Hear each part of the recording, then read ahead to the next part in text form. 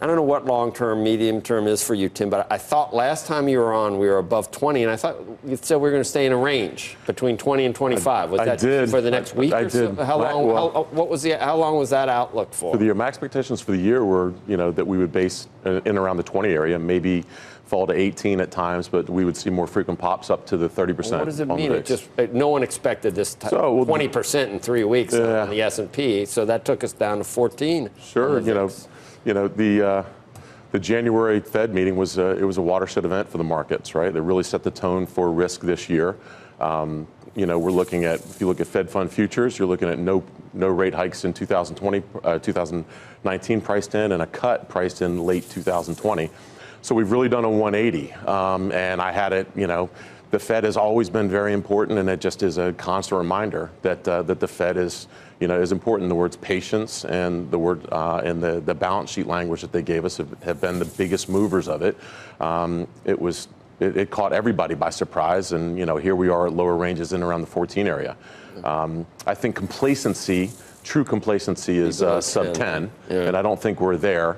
I think that we're priced for the headwinds that we're experiencing, and obviously a positive China deal is priced in right now, and I would expect markets to trade down in the very near term, but just after that, it's risk on. We had someone on yesterday, and at the time I didn't agree necessarily with them, and they were mad that the Fed had flip-flopped so quickly. I can't remember which guest it was.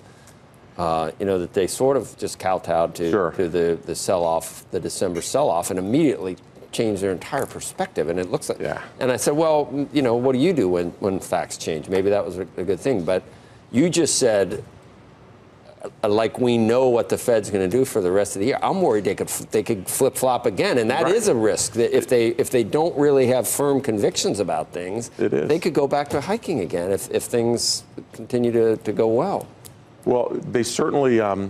Confidence is big with markets, right? They've started to get our confidence back, and hopefully they'll keep our confidence. Bullard's going to be sitting in that chair right there for 2 hours, so we can ask him about, are they just changing with the facts, or do they not know what the hell? Sure, because markets are going to react to what that outlook looks like, right? They have to think about what their risk profile looks like.